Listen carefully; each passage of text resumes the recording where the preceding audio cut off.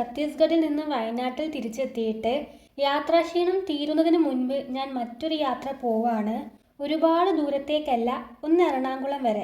എൻ്റെ ഫ്രണ്ട് അക്ഷയ ദുബായിലേക്ക് പോവാണ്. അപ്പോൾ ഇന്ന് രാത്രിയാണ് അവളുടെ ഫ്ലൈറ്റ്. അപ്പോൾ എയർപോർട്ടിൽ പോയി അവളെ കാണാൻ വേണ്ടിയിട്ടാണ് ഈ യാത്ര. അപ്പം നേരിട്ട് പോയി ഞെട്ടിക്കാന്ന് കരുതിയിട്ട് ഞാൻ വരുന്ന കാര്യം വിളിച്ചു പറഞ്ഞിട്ടില്ല. പകരം ഞങ്ങളുടെ ഫ്രണ്ട് അൻസില മാത്രമേ വരുന്നുള്ളൂ എന്നാണ് പറഞ്ഞിട്ടുള്ളത്. അങ്ങനെ ഒരുപാട് പ്ലാനുകളുമായിട്ടാണ് ഈ യാത്ര ആരംഭിച്ചതെങ്കിലും അതെല്ലാം പാളിപ്പോയി. നമ്മുടെ ചുരം അത് പണി തന്നു. 1.5 മണിക്കൂറാണ് ബ്ലോക്കിൽ പെട്ടത്. ബ്ലോക്ക് കഴിഞ്ഞിട്ട് പിന്നെ നല്ല സ്പീഡിലാണ് കേട്ടോ ബസ് പോയത്. എങ്കിലും 1 മണിക്കായിരുന്നു എൻ്റെ ട്രെയിന്. അതിന് മുൻപ് റെയിൽവേ സ്റ്റേഷനിൽ എത്തണം. അപ്പോൾ കോഴിക്കോട് ബസ് സ്റ്റാൻഡിൽ നിന്ന് റെയിൽവേ സ്റ്റേഷനിലേക്ക് പോകാനായിരുന്നു ആദ്യത്തെ പ്ലാന്. ടിക്കറ്റും അങ്ങോട്ടാണ് എടുത്തത്.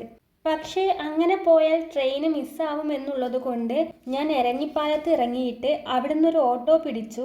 പക്ഷേ ആ പ്ലാനും പൊളിഞ്ഞുപോയി.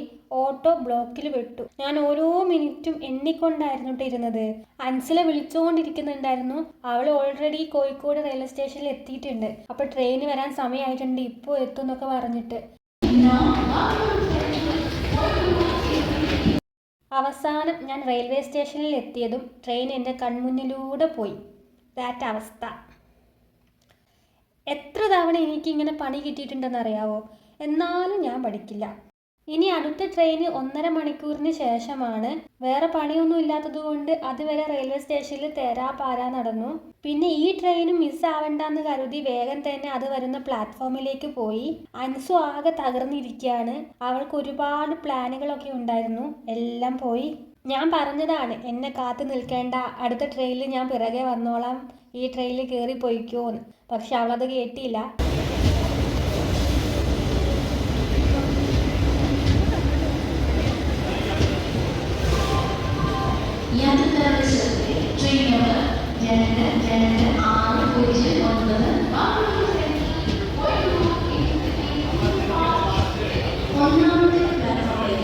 അതിന് 10 മിനിറ്റ് വൈകിയാണ് കേട്ടോ ട്രെയിന് വന്നത്. 10 മിനിറ്റിന് പകരം ഒരു 2 മിനിറ്റെങ്കിലും മറ്റേ ട്രെയിന് വൈകിയിരുന്നെങ്കിൽ ഞങ്ങൾക്കിങ്ങനെ റെയിൽവേ സ്റ്റേഷനിൽ ഇരിക്കേണ്ടി വരില്ലായിരുന്നു.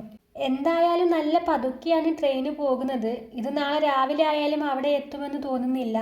വലിയ തിരക്കില്ലായിരുന്നുവെങ്കിലും ഇരിക്കാനുള്ള സ്ഥലം ആദ്യം കിട്ടിയിട്ടുണ്ടായിരുന്നില്ല. പിന്നെ അടുത്ത സ്റ്റോപ്പ് എത്തിയപ്പോഴേക്കും ഇരിക്കാൻ മാത്രമല്ല കിടക്കാൻ വരെ സ്ഥലം ഉണ്ടായിരുന്നു. നന്നായിട്ട് വിശക്കുന്നുണ്ടായിരുന്നു. ഉച്ചയ്ക്ക് ഒന്നും കഴിച്ചിട്ടുണ്ടായിരുന്നില്ല. എന്തോ ഭാഗ്യത്തിന് ഒരു ബിസ്ക്കറ്റ് വാങ്ങി കയ്യിൽ പിടിച്ചിരുന്നു. അതുകൊണ്ട് അത് കഴിച്ച് പിടിച്ചു നിന്നു. അപ്പോൾ ആലുവ എത്തിയപ്പോൾ ഞങ്ങൾ ഇങ്ങനെ പുറത്തേക്ക് നോക്കി നിൽക്കുകയായിരുന്നു. കാരണം ആലുവയിൽ ഇറങ്ങിയാൽ ഞങ്ങൾക്ക് കുറച്ചും കൂടി നേരത്തെ എയർപോർട്ടിലെത്താം. പക്ഷേ ഈ ട്രെയിനിന് ആലുവയിൽ സ്റ്റോപ്പില്ല. ആലുവ സ്റ്റോപ്പുള്ള ട്രെയിനെല്ലാം 5 മണിക്ക് ശേഷമായിരുന്നു. അപ്പോൾ ഒരൊറ്റ ട്രെയിന് മാത്രം 2 മണിക്ക് ഉണ്ടായിരുന്നു കേട്ടോ. പക്ഷെ അത് ഇന്നത്തെ ദിവസം ഒഴികെ ബാക്കി എല്ലാ ദിവസവും ഉണ്ട്. അങ്ങനെ രാത്രി ഒരു 7 മണിയോട് കൂടിയാണ് ഞങ്ങൾ എറണാകുളത്ത് എത്തിയത്. അവിടുന്ന് നേരെ ഞങ്ങൾ പോയത് മെട്രോ സ്റ്റേഷനിലേക്കാണ്. അവിടുന്ന് ഞങ്ങൾ ആലുവയിലേക്ക്.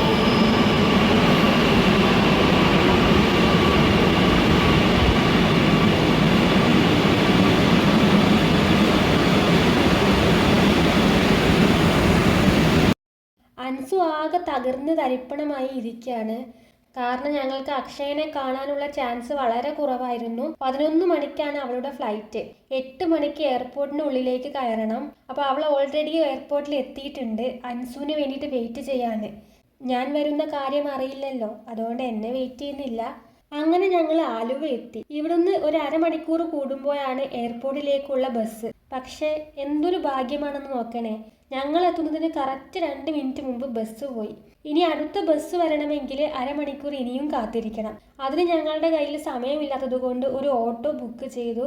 അത്യാവശ്യം നല്ല ട്രാഫിക് ഉണ്ടായിരുന്നു. എങ്കിലും അദ്ദേഹം പറ്റുന്നത് പോലെ സ്പീഡിൽ പോയി. അതിനിടയിൽ ബ്ലോക്കിൽ പെട്ടു. അപ്പോൾ തന്നെ ഞാൻ ഉറപ്പിച്ചു കേട്ടോ, അക്ഷയനെ കാണലുണ്ടാവില്ല.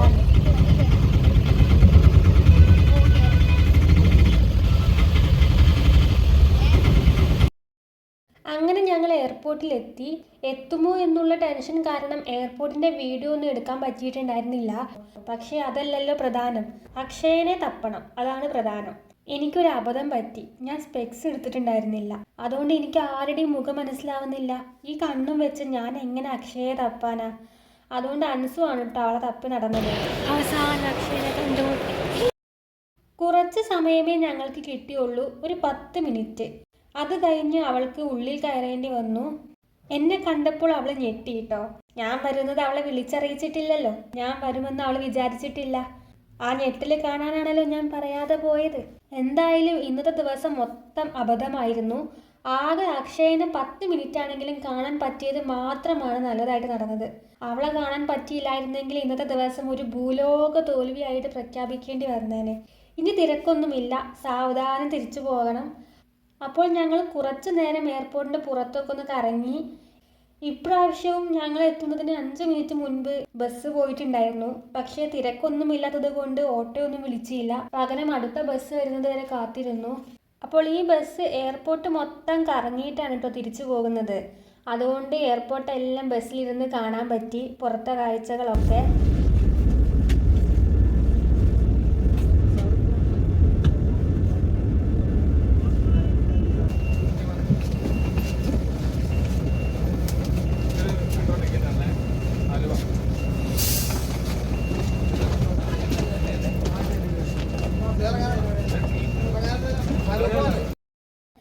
അപ്പോൾ നന്നായിട്ട് വിശക്കുന്നുണ്ടായിരുന്നു. ഇത്രയും നേരമായിട്ട് ഒന്നും കഴിച്ചിട്ടില്ല. ആകെ ഒരു ബിസ്ക്കറ്റിലാണ് പിടിച്ചു നിൽക്കുന്നത്. അതുകൊണ്ട് ഞങ്ങളൊരു സാൻഡ്വിച്ചും പിന്നെ ഞാനൊരു ഗ്രേപ്സിൻ്റെ ലൈമും കൂടി ഓർഡർ ചെയ്തു. സാൻഡ്വിച്ച് എനിക്ക് ഇഷ്ടമായതൊന്നുമില്ല. പിന്നെ നന്നായിട്ട് വിശക്കുന്നത് കൊണ്ടും ഒത്തം കഴിച്ചു. രാത്രി 2 മണിയുടെ ട്രെയിനിനാണ് തിരിച്ചു പോയത്. ആലുവ മുതൽ കോഴിക്കോട് വരെ നിന്നാണ് കേട്ടോ പോയത്. നിൽക്കാൻ പോലും സ്ഥലം ഉണ്ടായിരുന്നില്ല. ശ്വാസം കിട്ടാണ്ട് മരിച്ചു പോകുമെന്നാണ് കരുതിയത്. അത്രയ്ക്കും തിരക്കായിരുന്നു. ഉറക്കവും ക്ഷീണവും കാലുവേദനയും ആലോചിക്കാൻ വയ്യ. ഇത്രയും ദൂരം നിന്ന് ഞാൻ ഇതുവരെ ട്രെയിനിൽ യാത്ര ചെയ്തിട്ടില്ല. പക്ഷേ ഇങ്ങനത്തെ കുഞ്ഞു കുഞ്ഞു റിസ്ക് നമ്മൾ നമ്മുടെ ഫ്രണ്ട്സിന് വേണ്ടി ചെയ്യുമ്പോഴല്ലേ ജീവിതം ഒരു കളർഫുൾ ആവുന്നത്. പക്ഷേ ഈ കളർഫുൾ കുറച്ച് കൂടുതലായിരുന്നു. എന്തായാലും എല്ലാം കൊണ്ടും നല്ലൊരു ദിവസമായിരുന്നു.